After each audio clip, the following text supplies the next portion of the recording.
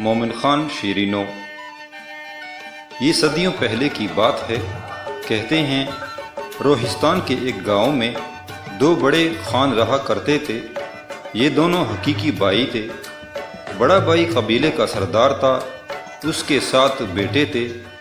بڑے بیٹے کا نام زبردست تھا۔ دوسرے بھائی کی کوئی اولاد نہ تھی، اس کا نخل حیات بے ثمر تھا۔ ایک دن وہ بہت مغموم بیٹھا تھا۔ بھائی نے وجہ دریافت کی لیکن اس نے ٹال دیا۔ بھائی سمجھدار تھا، وہ جان گیا کہ یہ اولاد کے لیے خفا ہے۔ اس نے چھوٹے بھائی کو تسلی دی، خدا کے پاس کسی چیز کی کمی نہیں، انشاءاللہ وہ دن دور نہیں جب اللہ پاک تمہیں اولاد کی دولت سے مالا مال کر دے گا۔ حسن اتفاق سے اسی سال دونوں بھائیوں کی بیویوں کے نخل امید میں بیک وقت ثمر لگے۔ دونوں نے سجدہ شکر ادا کیا۔ بڑے بھائی نے چھوٹے سے کہا، میں وعدہ کرتا ہوں اگر میرے ہاں لڑکی اور تمہارے گھر لڑکا ہوا تو میں یہ لڑکی تمہارے لڑکے کو دوں گا، اور اگر تمہارے گھر لڑکی اور میرے ہاں لڑکا ہوا جب بھی ان دونوں کو ایک ہی لڑی میں پرو دیں گے۔ دن گزرتے گئے اور آخر وہ گھڑی بھی آئی جب دونوں بھائیوں نے اپنی اپنی بندوقیں بھر لی تاکہ جس کے گھر بھی لڑکا ہو اس خوشی میں فائر کیے جائیں۔ چھوٹے بھائی کے ہاں لڑکا اور بڑے بھائی کے ہاں لڑکی پیدا ہوئی، اور اس خوشی میں چھوٹے نے باپ اور بڑے نے چچا کی حیثیت سے ایک ساتھ فائر کیے۔ فضا گونج اٹھی، گاؤں اور قبیلے میں دھوم مچ گئی۔ ڈوم ڈپالیوں نے رقص و سرور کا اکھاڑا جمایا۔ ایک طرف 7 بھائیوں کی ایک بہن اور دوسری طرف اکلوتا بیٹا۔ غرض دونوں بڑے خوش تھے۔ لڑکی کا نام شیرینو اور لڑکے کا نام مومن خان تجویز ہوا، اور دونوں بھائیوں نے اپنے عہد کو قبیلے کے سامنے دہرایا اور اعلان کر دیا کہ شیرینو اور مومن کا رشتہ ابھی سے طے پا گیا ہے۔ یہ دونوں نہ صرف چچا زاد ہیں بلکہ ایک دوسرے کے منگیتر بھی ہیں۔ بچپن کے کھیل شیرینو اور مومن ایک ساتھ کھیلے، وہ ایک لمحے کے لیے بھی ایک دوسرے سے جدا نہ ہوتے۔ اکٹھے کھاتے پیتے اور اکثر اکٹھے ہی سونے کے لیے بالک ہٹ پر اتر آتے۔ دونوں بھائی ان کے باہمی لگاؤ کو دیکھ کر خوش تھے۔ آخر قضا نے دونوں بھائیوں کو قبیلے سے چھین لیا۔ مومن خان اور شیرینائی نے باپ کی جدائی کو بری طرح محسوس کیا۔ انہوں نے رو رو کر اپنی جان ہلکان کر دی۔ والد کی وفات کے بعد بڑے بھائی کی اولاد میں قبیلے کی سرداری کے لیے جھگڑا شروع ہو گیا۔ 7 بھائی دعوے دار تھے، اور جب قبیلے کا جرگہ بلایا گیا تو جرگے نے کہا کہ تم سارے بھائی آپس میں مل کر جو فیصلہ کر لو وہ ہمیں بھی منظور ہوگا۔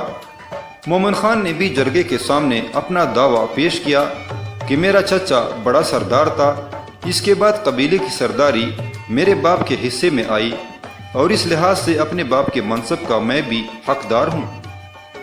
چونکہ مومن خان اپنے چچیرے بھائیوں میں سب سے زیادہ ذہین، قابل اور شریف تھا، لہٰذا نصف قبیلے نے اس کی طرف داری شروع کر دی۔ اب نصف قبیلے کی سرداری مومن خان کے پاس تھی اور نصف کی زبردست خان کے پاس۔ مومن خان کو یہ سرداری بڑی مہنگی پڑی۔ زبردست خان اور اس کے بھائی مومن خان سے جلنے لگے۔ اس کی مقبولیت انہیں ایک آنکھ نہ بھاتی تھی۔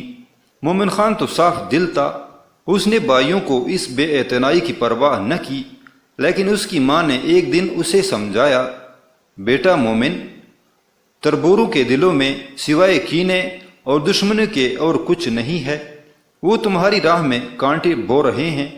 زبردست خان کو اپنے 6 بھائیوں پر بڑا ناز ہے، وہ تجھے چیونٹیوں کی طرح مسل دیں گے۔ تم قبیلے کے بڑے بوڑھوں کو زبردست خان کے پاس بھیج کر شیرینی کی شادی کے متعلق بات چیت کر لو، ورنہ پچھتاؤ گے۔ اگر شیرینی کا نام بیچ میں نہ ہوتا تو شاید مومن خان ماں کی ان باتوں کو اہمیت نہ دیتا۔ اس نے سوچا شیرینی کے لیے کچھ کرنا ہی پڑے گا، اور پھر اس نے قبیلے کے بزرگوں کا ایک جرگہ تیار کر کے زبردست خان کے پاس بھیجا، اور جب اس جرگے نے زبردست خان سے شیرینی کی طلبی کی تو وہ صاف مکر گیا۔ اس نے کہا کہ نہ تو ہمارے باپ نے شیرینی مومن خان کو دی تھی اور نہ ہی ہم ایسا کرنے کے لیے تیار ہیں۔ جرگے نے کہا، تمہارے والد نے سارے قبیلے کے سامنے اعلان کیا تھا، ہم سب اس بات کے گواہ ہیں، اور پھر سارا قبیلہ تیرے پاس بطور جرگہ آیا ہے۔ پختون روایات اور دستور کے خلاف اگر تو نے قبیلے کے اتنے بڑے جرگے کو ناکام واپس لوٹایا تو برا ہوگا۔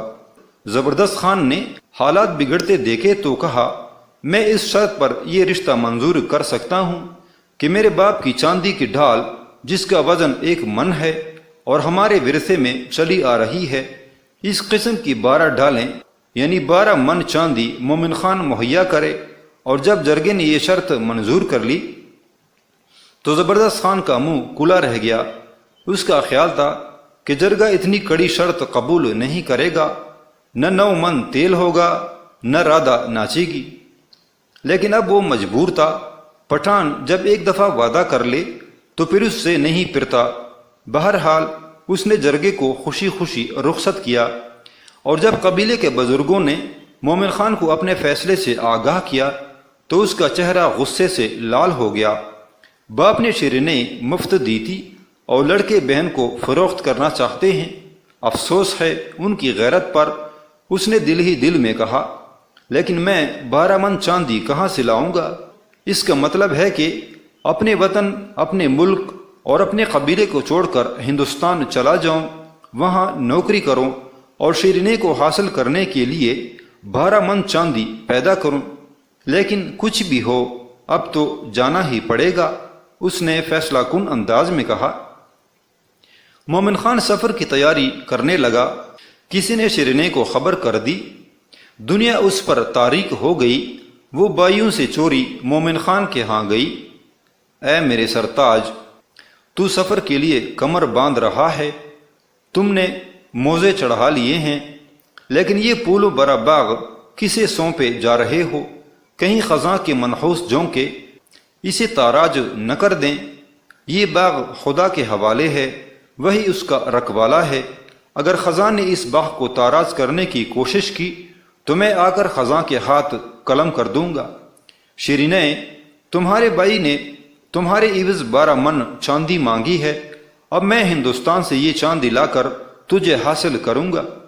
میرے بچپن کے ساتھی مومن، تو ہندوستان جا رہا ہے، لیکن سنتی ہوں وہاں کی لڑکیاں بڑی چالاک اور ترار ہوتی ہیں، وہ جوانوں پر جادو کر دیتی ہیں، وہ کہیں تمہیں بہکا کر مجھ سے چین نہ لیں۔ اگر ایسا ہوا تو اپنے قبیلے کو کیا منہ دکھائے گا؟ پختون تو اپنی ناموس کبھی نہیں چھوڑتا۔ مومن خان، تربوروں کو مذاق اڑانے کا موقع نہ دینا۔ پیاری شیرینیں، ہندوستان کی تمام لڑکیاں میری بہنیں ہیں، وہ مجھے کبھی نہیں بہکا سکتی۔ ان کا ملیح حسن تیرے سبیح چہرے کی برابری نہیں کر سکتا۔ یہ کہہ کر اس نے گھوڑے کو ایڑ لگائی اور گھوڑا ہوا سے باتیں کرنے لگا۔ شیرینیں نے اس کی راہ میں آنسو کے موتی بچھائے اور دعاؤں کے پھول نچاور کیے۔ اس نے کہا، مومن خان، میرا محبوب، قبیلے کا سردار گھوڑے پر سوار جا رہا ہے اور میرے گلابی آرزوں پر اشکوں کا سیلاب جاری ہے۔ اے کالے کوسوں دور جانے والے محبوب، اگر تیرا جانا اتنا ہی ضروری ہے تو ذرا میرے سبز خالوں کو دیکھتا جا۔ ہندوستان کی لڑکیوں کے خال سبز نہیں ہوتے، میرے یہ سبز خال اور کالی زلفیں تیری امانت ہیں۔ اگر کسی نے ان کی طرف آنکھ اٹھائی تو میں اس کی آنکھوں میں ٹکلے گھونپ دوں گی۔ اے مسافر محبوب، غریب الوطنی کی تنہائی میں گھبرا نہ جانا، میرے بوسوں کا خزانہ نہ تیرے لیے ہی محفوظ ہے۔ رمضان کے فاقوں کے بعد ہی عید آتی ہے۔ سارا قبیلہ مومن خان کو الوداع کہنے گاؤں کے باہر منتظر تھا۔ قبیلے کے بزرگوں نے اسے بہتر سمجھایا کہ عزم سفر ترک کر دو، لیکن وہ بولا، جرگے نے جو شرط منظور کی ہے اسے پورا کرنا میرا فرض ہے، ورنہ تربوروں کی نظر میں میرے قبیلے کی کوئی وقت نہ رہے گی۔ وہ گاؤں والوں سے رخصت ہوا تو اس کا وفادار دوست ریدی گل خان اس کے ساتھ ہو لیا۔ دن گزرتے گئے، راتیں بیتتی گئیں، منزلیں طے ہوتی رہیں۔ کہاں جا رہے ہیں ان دو مسافروں کو کچھ علم نہ تھا۔ منزل کا تعین کیے بغیر غریب الوطنی کے کانٹوں کو پاؤں کے چالوں سے سیراب کرتے ہوئے جا رہے تھے۔ ایک طویل سفر کے بعد وہ ہندوستان کے ایک شہر میں پہنچے جہاں یہ رواج تھا کہ وہاں کے باشندے اپنے چہروں پر نقاب ڈالے رہتے۔ ریدی گل نے مومن خان سے کہا، تم بھی اپنے چہرے پر نقاب ڈال لو، ایسا نہ ہو کہ تمہاری خوبصورتی کوئی گل کھلائے۔ مومن خان نے ایسا ہی کیا۔ بازاروں کی چہل پہل میں جب مومن خان نے شاہی فوج کے سپاہیوں کو دیکھا تو اس کے دل میں یہ ہوس چٹکیاں لینے لگی کہ اے کاش میں بھی لاؤ لشکر کا مالک ہوتا۔ اس خیال کے آتی ہی اس نے بغیر سوچے سمجھے چہرے سے نقاب اٹھا لیا۔ اچانک ایک پہرے دار کی نظر اس کے چہرے پر پڑی۔ وہ اس کے حسن سے بے حد متاثر ہوا۔ اسی محویت کے عالم میں اس نے اور اپنا ہی نیزہ اس کے پیٹ میں گڑ گیا۔ یہ تماشا دیکھ کر ریدی گل نے مومن خان کا نقاب زبردستی اس کے چہرے پر ڈال دیا اور جلدی جلدی بازار سے نکل کر ایک سرائے میں جا مقیم ہوئے۔ پہرے دار کا حادثہ کوئی معمولی بات نہ تھی۔ آن کی آن میں یہ خبر سارے شہر میں پھیل گئی۔ تحقیقات ہوئی تو پہرے دار نے سارا واقعہ کہہ سنایا، اور جب یہ خبر بادشاہ تک پہنچی تو اس نے حکم دیا کہ اس اجنبی کو فوراً حاضر کیا جائے۔ جب حکومت کے ہرکارے تلاش کرتے کرتے سرائے میں آئے تو مومن خان کو دیکھ کر حیران رہ گئے۔ مومن خان نے ان کی بڑی خاطر تواضع کی، اور جب انہوں نے شاہی فرمان اسے دکھایا تو فوراً ریدی گل کو لے کر دربار میں حاضر ہوا۔ اگرچہ دربار شاہی کے جاہ و جلال نے مومن خان کو بڑا متاثر کیا، لیکن مومن خان کی شکل و صورت اور حسن و جمال سے شاہ بھی مرعوب ہوئے بغیر نہ رہا۔ شاہ نے مومن خان کو مسند پر اپنے پاس بٹھا لیا اور اس کا نام پتہ پوچھا تو اس نے بتایا کہ میں شمال مغرب کی طرف سے آیا ہوں اور فلاں ملک کا بیٹا ہوں۔ بادشاہ یہ سن کر بڑا خوش ہوا اور اسے اپنے محل میں ٹھہرایا۔ مومن خان بڑے آرام میں تھا۔ اگر اسے کوئی چیز ستا رہی تھی تو وہ شیرینے کی یاد تھی۔ ایک رات اس نے خواب میں دیکھا کہ ایک پیر مرد سبز پوش اسے کہہ رہا ہے کہ اٹھ اور پہلوانی کر۔ جب وہ بیدار ہوا تو اس نے سوچا اس خواب کا کوئی مقصد ضرور ہے۔ چنانچہ دوسرے دن اس نے شاہ کی خدمت میں عرض کی کہ اپنے پہلوانوں میں سے ایک پہلوان کو حکم دیجیے کہ وہ میرے ساتھ زور آزمائی کرے۔ شاہ نے مسکرا کر کہا، مومن خان تم میرے مہمان ہو، میں نہیں چاہتا کہ تمہیں کوئی تکلیف پہنچے۔ تم اس قابل نہیں کہ اتنے زبردست پہلوان کے ساتھ زور آزمائی کر سکو۔ اگر خدا نخواستہ کہیں ہڈی پسری ٹوٹ گئی تو میری بدنامی کا باعث ہوگا۔ لیکن مومن خان کا اصرار بڑھتا ہی گیا۔ آخر شاہ نے مجبور ہو کر ایک پہلوان کو منگوایا۔ تماشے کے لیے ہزاروں لوگ جمع ہوئے، اور جب دونوں اکھاڑے میں اترے تو بادشاہ کو بڑی تشویش ہوئی۔ اسے خطرہ تھا کہ مومن خان آج ضرور اپنی ہڈی پسلی توڑوا بیٹھے گا۔ اسے مومن خان کے ساتھ محبت ہو گئی تھی۔ وہ دل ہی دل میں اس کی کامیابی کے لیے دعائیں مانگ رہا تھا۔ اچانک سب لوگ یہ دیکھ کر حیران ہو گئے کہ مومن خان نے شاہی پہلوان کی کمر میں ہاتھ ڈال کر اسے سر سے اوپر اٹھا لیا اور اسے چکر دینے لگا۔ شاہی پہلوان کو مومن خان نے آہستہ سے زمین پر چھوڑ دیا۔ بادشاہ نے خدا کا شکر ادا کیا کہ مومن خان کو کوئی گزند نہ پہنچا۔ اب تو شاہ بہت خوش تھا کہ اسے بیٹھے بٹھائے مفت میں ایک زبردست پہلوان مل گیا ہے۔ درباریوں میں مومن خان کو شاہ کے دائیں طرف کرسی ملی ہوئی تھی، اور اب تو اسے شاہ کے مزاج میں بھی کافی دخل حاصل ہو چکا تھا۔ ایک دن بادشاہ کی خدمت میں ایک خط پیش کیا گیا۔ شاہ نہیں چاہتا تھا کہ یہ خط مومن خان دیکھے، لیکن اس کے اصرار پر خط اسے دکھانا ہی پڑا، اور جب مومن خان نے وہ خط پڑھا تو بگڑ گیا۔ اس نے اپنی جگہ سے اٹھ کر کہا، کس کی مجال ہے جو ہمارے بادشاہ سے خراج کا مطالبہ کرے؟ میں یہ باج ہرگز نہ دینے دوں گا۔ شاہ نے کہا، نہیں، ہم باج اپنی خوشی سے دیتے ہیں، لڑنے کی ضرورت نہیں۔ لیکن مومن خان نے کہا، میرے ہوتے ہوئے یہ ہرگز نہ ہوگا، میں اس کی اینٹ سے اینٹ بجا دوں گا۔ جب مومن خان کسی صورت نہ مانا تو شاہ نے مجبوراً اسے رخصت کیا۔ اس نے صرف ریدی گل کو ساتھ لیا اور دوسرے ہی دن صبح ہی روانہ ہو گیا۔ جب وہ باجگیر شاہ کے شہر میں وارد ہوا تو سب سے پہلے ایک سنار کے پاس گیا اور اسے حکم دیا کہ اس کے گھوڑے کے لیے سونے کے نال بنا دے۔ پہلے تو زرگر سمجھا کہ یہ جوان مذاق کر رہا ہے، لیکن جب ریدی گل نے اسے آنکھیں دکھا کر کہا کیا تو ہمیں مسخرہ سمجھ رہا ہے؟ جلدی بناؤ نال، ورنہ ابھی میرا آقا تمہیں اٹھا کر زمین پر دے پٹکے گا۔ تو اس نے نال بنانے شروع کر دیے۔ مومن خان بازار کی گہما گہمی کے تماشے میں مگن تھا کہ اتنے میں کیا دیکھتا ہے کہ ایک خوبصورت لڑکی اونٹ پر سوار چلے جا رہی ہے، لیکن وہ بڑی پریشان و مضطرب ہے اور نہایت بلند آواز سے فریاد کر رہی ہے، اے لوگو، مجھ کو میرے باپ کے ظلم سے بچاؤ۔ اور لوگ بڑی ہمدردی کے ساتھ کہہ رہے ہیں، شہزادی، ہم تیری مدد ضرور کرتے، لیکن تیرے منگیتر کی موجودگی میں کسی دوسرے کو یہ حق نہیں پہنچتا کہ وہ تمہاری مدد کرے۔ مومن خان کا دل اس عورت کی فریاد سے پسیجا۔ اس نے سنار سے صورتحال دریافت کی تو سنار نے کہا، بدقسمتی سے ایک اژدہے کو شہر کا راستہ معلوم ہو گیا ہے۔ وہ ہر روز ایک اونٹ اور ایک لڑکی کی قربانی لیتا ہے۔ اگر ایسا نہ کیا جائے تو شہر میں آ کر تباہی مچاتا ہے۔ آج بادشاہ کی لڑکی کی باری ہے، آج یہ پجاری اژدہے کی خوراک بنے گی اور اس کا منگیتر وہ سامنے کھڑا ہے، وزیر زادہ، لمبا تڑنگا بزدل۔ یہ علم دے کر مومن خان کو شیرینئی یاد آ گئی۔ شیرینئی اس کے سامنے پریشان حال کھڑی تھی۔ وہ اسے اپنے سبز خال اور کالی زلفیں دکھا دکھا کر بلا رہی تھی۔ اس کی آنکھوں سے آنسو کے موتی گر رہے تھے۔ اس کا پھول جیسا چہرہ کملا گیا تھا اور مومن خان کی آنکھیں ڈبڈبا آئیں۔ وہ اسی خیال میں کھو گیا، اسے تن من کی سدھ نہ رہی۔ شہزادی کا اونٹ سونار کی دکان تک پہنچ چکا تھا۔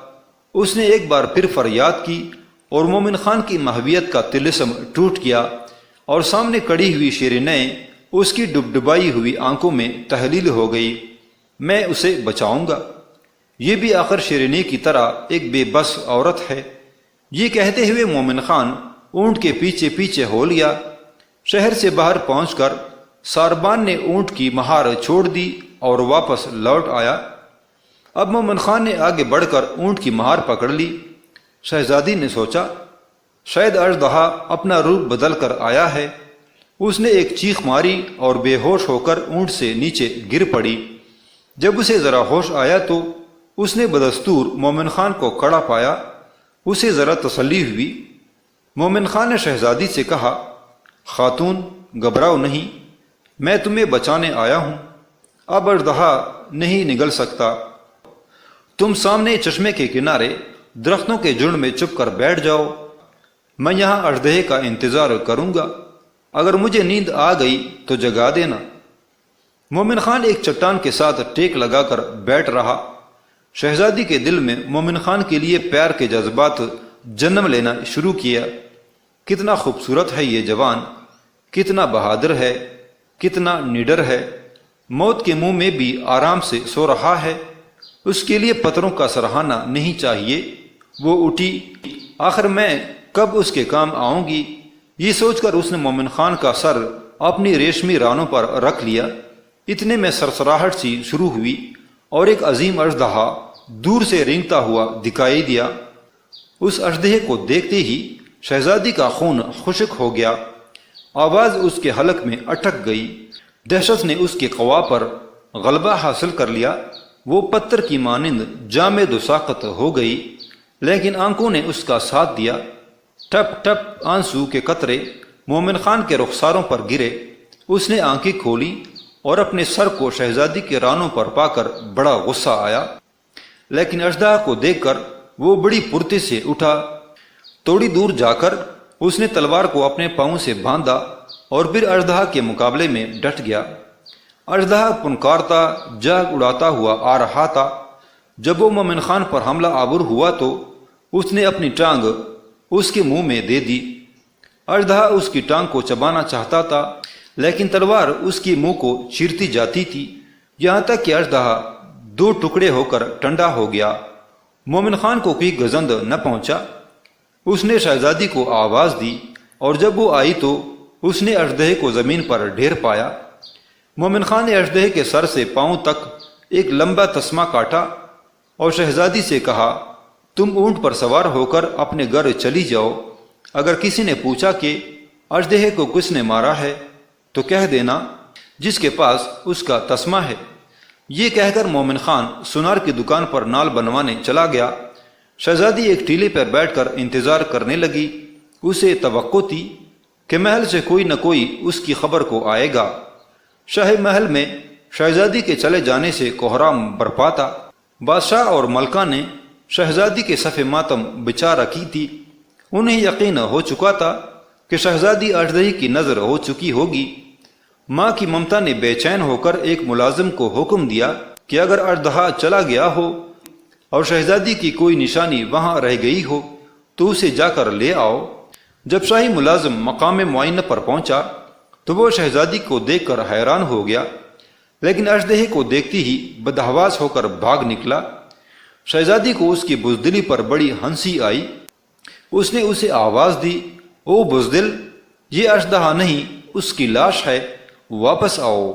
شاہی حرم ماتم سرا بنا ہوا تھا۔ شہزادی نے جو ہی قدم رکھا لوگ ہکا بکا رہ گئے۔ خوشی کی ایک لہر چاروں طرف دوڑ گئی۔ بادشاہ سمجھا شاید شہزادی نے اپنا فرض ادا نہیں کیا اور راستے ہی سے واپس آ گئی ہے۔ اس نے غضبناک ہو کر شہزادی کو ڈانٹا، لیکن فوراً شاہی غلام کورنش بجا لایا اور عرض کی، حضور کے بخت نے یاوری کی اور غلام نے اژدہے کے 2 ٹکڑے کر دیے۔ یہ شہزادی اور اونٹ صحیح سلامت ہیں۔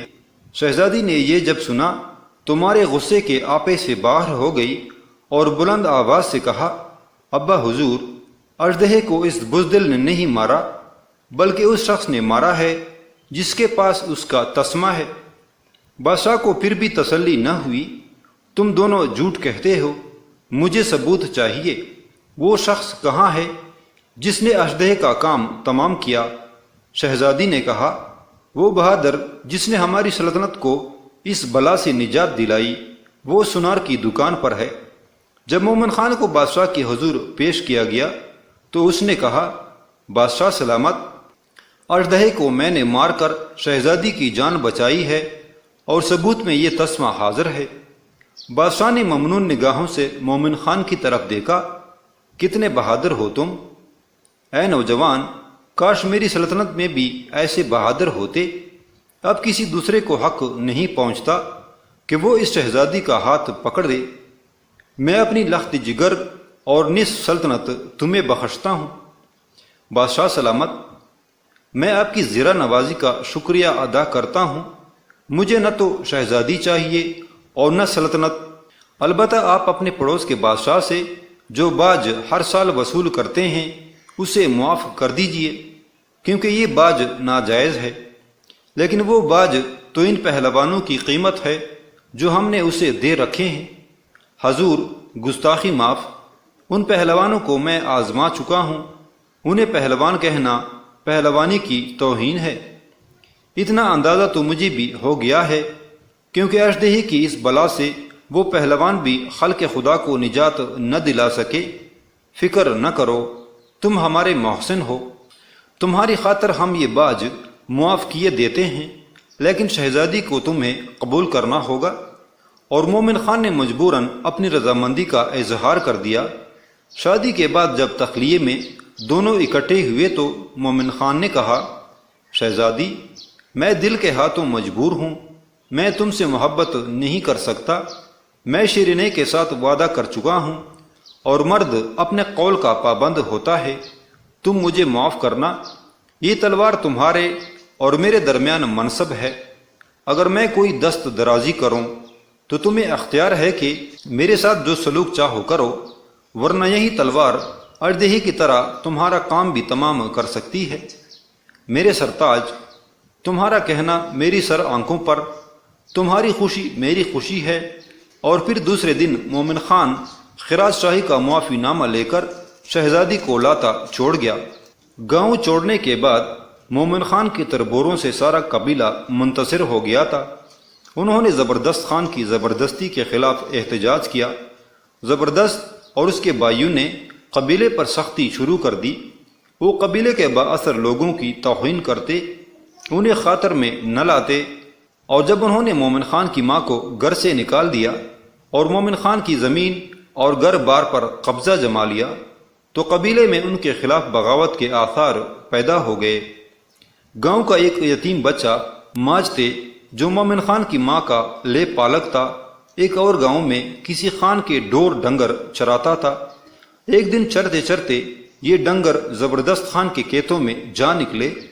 زبردست کے چرواہے بھی بڑے تیز تھے، انہوں نے ماجتے کو خوب پیٹا، اور جب ماجتے روتا پیٹتا ماں کے پاس آیا تو اس نے اسے سینے سے لگایا اور کہا، بیٹا تیری ماں پر بھی زبردست خان کی زبردستیوں نے دنیا تنگ کر رکھی ہے، جا تو بھی اپنے بھائی مومن خان کے پاس ہندوستان چلا جا، اسے کہنا کہ تیری ماں لقمے لقمے کے لیے ترس رہی ہے، قبیلے کے لوگوں نے اسے پناہ دی ہے، اگر وہ نہ ہوتے تو شاید یہ مر گئی ہوتی۔ اور آخر ماجتے نے بھی گاؤں چھوڑ دیا۔ ہندوستان پہنچ کر ماجتے بھی اتفاق سے اسی بادشاہ کی قلمرو میں پہنچا جہاں مومن خان درباری تھا۔ جب مومن خان خراجی کا معافی نامہ لے کر آیا تو ساری قلمرو میں خوشیاں منائی گئیں اور بادشاہ نے مومن کو گلے لگایا، اس کی پیشانی اور گردن پر بوسے دیے۔ مومن خان نے اپنے بھائی ماجتے کو دیکھا تو خوشی سے پھولے نہ سمایا اور کہا، بھائی سچ سچ بتاؤ میرا گاؤں کیسا ہے؟ کیا میری شیرینئی اچھی ہے؟ اور ہاں، میری پیاری ماں کا کیا حال ہے؟ میرے باغ کی کیفیت سنا، اپنے باغ کا بوٹا بوٹا میں نے اپنے خون جگر سے سینچا ہے۔ اور جب ماجتے نے مومن کو زبردست خان کے مظالم کی داستان سنائی تو مومن خان کی آنکھوں میں خون اتر آیا، وہ فوراً دست بقبضہ ہو کر اٹھ کھڑا ہوا۔ بادشاہ سلامت، میں ابھی جاؤں گا، مجھے اجازت دیجیے، میرا ناموس خطرے میں ہے۔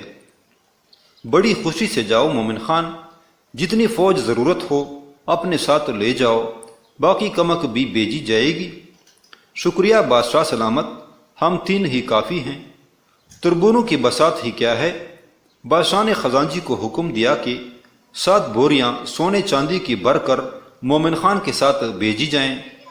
شاہی نوکر چاکر یہ سب سامان لے کر مومن خان کے ساتھ روانہ ہو گئے۔ مومن خان کے بعد شہزادی کی حالت ابتر ہو گئی، اس نے کھانا پینا چھوڑ دیا اور ہر وقت روتی رہتی۔ بادشاہ کو بڑی تشویش ہوئی۔ شہزادی نے کہا، ابا جان مجھے اجازت دو تاکہ میں اپنے سرتاج کے پاس جاؤں۔ شاہ نے مجبوراً اسے رخصت کیا۔ شہزادی اپنے ساتھ 39 حسین و جمیل کنواریاں اور بہت سا مال و دولت لے کر روانہ ہوئی، لیکن اسے سخت مایوسی ہوئی جب اس نے سنا کہ مومن خان اپنے وطن چلا گیا ہے۔ شہزادی نے ماں اپنے حشم قدم کے مومن خان کے ساتھیوں کو جا لیا، لیکن مومن خان کو وہاں بھی نہ پا کر سخت حیرانی ہوئی۔ مومن خان کے ساتھیوں نے شہزادی کی خوب آؤ بھگت کی اور وہ نہایت بے چینی سے اپنے محبوب کا انتظار کرنے لگی۔ مومن خان نے اپنے گاؤں سے تھوڑی دور ڈیرا ڈالا اور ساتھیوں کو وہیں چھوڑ کر اکیلا گاؤں گیا۔ زبردست خان نے شیرینئی بیچاری پر بڑی پابندیاں لگا رکھی تھی، وہ اس کی بڑی حفاظت کرتا تاکہ کہیں وہ مومن خان کے پیچھے ہندوستان نہ بھاگ جائے۔ رات کو 7 بھائی اپنی چارپائیاں اس کے گرد ڈال کر سوتے۔ مومن خان جب گاؤں میں داخل ہوا تو رات کی تاریکی پھیل چکی تھی، سارا گاؤں سو رہا تھا، ایک بھیانک سناٹا چاروں طرف مسلط تھا جسے کبھی کبھی گیدڑوں کی آوازیں توڑ کر مزید بھیانک بنا دیتی۔ مومن خان سیدھا تربوروں کے دروازے پر پہنچا، گھوڑا باہر درخت کے ساتھ باندھا، دیوار باندھ کر گھر میں داخل ہوا۔ اس نے دیکھا کہ اس کا چاند بادلوں میں گرا ہوا ہے۔ شیرینیں جوانی کی نیند میں مست وہ الست بے خبر پڑی سو رہی تھی۔ مومن خان سے ضبط نہ ہو سکا، وہ دوڑ کر شیرینیں سے لپٹ گیا اور اس کے دمکتے ہوئے رخساروں پر محبت کی مہریں ثبت کرنے لگا۔ شیرینیں اس اچانک افتاد سے ڈر گئی، اس نے ایک چیخ ماری اور دوسرے لمحے اندھیرے میں اس کے ساتوں بھائی مومن خان پر ٹوٹ پڑے۔ چور چور کے شور سے اڑوس پڑوس والے بھی جاگ اٹھے۔ زبردست خان نے چورے کا ایک بے دریغ وار کیا جو مومن خان کے جگر میں لگا۔ مومن خان دم بخود تھا، وہ نہ تو زبان سے کچھ کہتا اور نہ ہی جواباً حملے کرتا، وہ خاموش منہ چھپائے زمین پر پڑا تھا۔ جب زبردست خان نے آگے بڑھ کر اس کے چہرے سے چادر ہٹائی تو شیرینئی نے پہچان لیا اور وہ بے ہوش ہو کر گر پڑی۔ زبردست خان سمجھا شاید مومن خان اپنے ساتھ لشکر لے کر آیا ہے، لیکن جب انہوں نے دیکھا تو مومن خان کا گھوڑا زور زور سے نہنایا، شیرینئی کے منہ پر پانی کے چینٹے پھینکے گئے۔ اسے ہوش آیا تو وہ دیوانوں کی طرح ہنسنے لگی۔ اس نے اپنا سرخ دوپٹہ مومن خان پر ڈال دیا۔ مومن خان کی ماں کو کسی نے کہلا بھیجا کہ مومن خان سفر سے واپس آ گیا ہے، جلدی آؤ اسے دیکھ لو، نہیں تو وہ واپس جا رہا ہے۔ ماں کے لیے مومن خان کی آمد کی خبر جتنی بھی خوشی لاتی کم تھی، لیکن وہ مومن خان سے اس بات پر آرزدہ تھی کہ وہ تربوروں کے گھر کیوں اترا۔ اس نے کہا مجھے معلوم نہ تھا کہ مومن خان سفر پر جا کر اتنا بے غیرت ہو جائے گا کہ وہ اپنی ان تربوروں کے پاس آ کر ٹھہرے گا جنہوں نے اس کی ماں کو لاوارث بنا کر گھر سے نکال دیا۔ مومن، میں تجھے اپنا دودھ نہ بخشوں گی۔ لیکن جو ہی وہ گھر میں داخل ہوئی اور اس نے مومن خان کی خون میں نہائی ہوئی لاش پائی تو منہ سر پیٹنے لگی۔ ہائے، میرا تو خیال تھا مومن ہندوستان سے روپوں کی بوریاں، ریشمی کپڑے، سونے چاندی کے برتن اور شال دو شالیں لے کر آئے گا، لیکن افسوس اے شیرینئی، اس نے تو تیرا سرخ دوپٹہ اوڑھ رکھا ہے۔ مومن میرے بچے، تربوروں نے خوب مہمانی کی، تیری 7 چوریاں تیرے کلیجے میں اتاری۔ مومن خان سسک رہا تھا، اس میں بات کرنے کی سکت نہ تھی۔ اس نے ایک ہاتھ کے اشارے سے ماں کو اور دوسرے سے شیرینئی کو بلایا۔ جب دونوں اس کے نزدیک آئیں تو اس نے کہا جگر میں جو چری لگی ہے اس میں بھی لذت ہے۔ لذت اس لیے ہے کہ تربور کے ہاتھوں نے چلائی، اس ضرب میں کسی غیر کا ہاتھ شامل نہیں۔ آخری الفاظ کے ساتھ مومن خان نے اپنی جان جہاں آفریں کے سپرد کر دی۔ جب زبردست خان نے یہ سنا کہ مومن خان اسی کے وار سے مرا ہے تو اسے بہت دکھ ہوا۔ اس نے اپنی بہن کو بلا کر اس کی پیشانی پر بوسہ دیا۔ بہن، میری ہٹ نے تیری دنیا تباہ کی، مجھے معاف کر دو۔ اور یہ کہتے ہوئے اس نے چری اپنے کلیجے میں اتار لی اور کہا میرا جنازہ مومن خان کے جنازے کے آگے رکھا جائے۔ جب مومن خان کو اپنے ساتھیوں کو چھوڑے ہوئے کافی دیر گزر گئی تو سب کو تشویش ہوئی۔ شہزادی سے مزید انتظار نہ ہو سکا اور وہ اپنی خواصوں سمیت مومن خان کے گاؤں کی طرف چل پڑی۔ لیکن راہ میں ہی اسے ایک چرواہے کی زبانی سب حال معلوم ہو گیا۔ اس کی حالت غیر ہونے لگی۔ قریب تھا کہ وہ گھوڑے سے زمین پر گرے کہ خواصوں نے اسے سنبھال لیا۔ شہزادی کو جب ہوش آیا تو وہ مومن خان کے جنازے میں شریک ہونے کے لیے اس کے گھر کی طرف روانہ ہو گئی۔ ابھی تھوڑی ہی دور گئی ہوگی کہ سامنے سے مومن خان کا جنازہ آتا دکھائی دیا۔ اس کے پیچھے ایک حسین و جمیل عورت پریشان حال دیوانوں کی طرح چل رہی تھی۔ شہزادی نے جنازے کا جلوس رکوا دیا اور کہا چونکہ مومن خان کنوارا مرا ہے اس لیے اس کا جنازہ کنواری لڑکیاں ہی اٹھائیں گی۔ سیاہ کپڑوں میں ملبوس 39 خوبصورت کنواریوں نے مومن خان کا جنازہ اپنے کندھوں پر رکھ لیا۔ شیرینئی نے بلند آواز سے کہا مومن خان اپنے وعدے کا پکا نکلا۔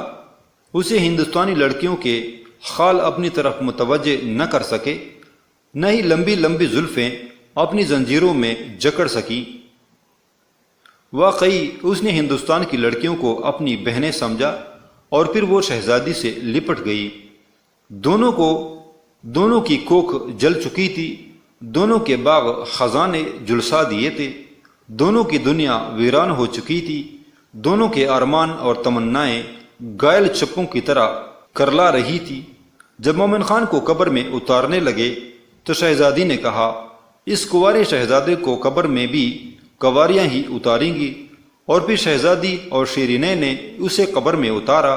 جب کفن کے بند کھول کر اپنے محبوب کا آخری دیدار کرنے لگی تو شہزادی بے ہوش ہو کر گر پڑی، اور شیرینہ دیوانوں کی طرح ہنستی ہوئی قبر سے باہر آ گئی۔ خواصوں نے شہزادی کو قبر سے باہر نکالا، لیکن وہ مومن خان کے پاس جا چکی تھی۔ جب مومن خان کی قبر تیار ہو گئی تو خواصوں نے تمام قیمتی کپڑے اور روپوں کی بوریاں مومن خان کی قبر پر نچاور کر دیں۔ دیوانی شیرینہ نے مٹھیوں میں روپے بھر کر اپنے بھائیوں کی طرف پھینکنا شروع کیے۔ زر و مال کے بندو، اس لیے تم نے مومن خان کو جلا وطن کیا تھا۔ کم بختو، تم نے جتنا مانگا تھا اس سے کہیں زیادہ وہ لے کر آیا ہے۔ اب اس مال و دولت کو زبردست خان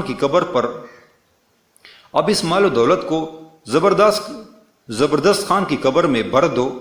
شیرینہ کا جنون اب تیز ہو چکا تھا۔ اس نے چٹانوں اور پتھروں سے اپنا سر ٹکرانا شروع کیا۔ خواصوں نے اسے کافی روکا، لیکن اس نے کہا شہزادی نے ہندوستانی عورت ہو کر مومن خان کے ساتھ وفا کی، میں پختون ہوتے ہوئے بے وفائی کروں؟ اور پھر گاؤں میں ایک کوہرام مچ گیا۔ جب شیرینہ نے بھی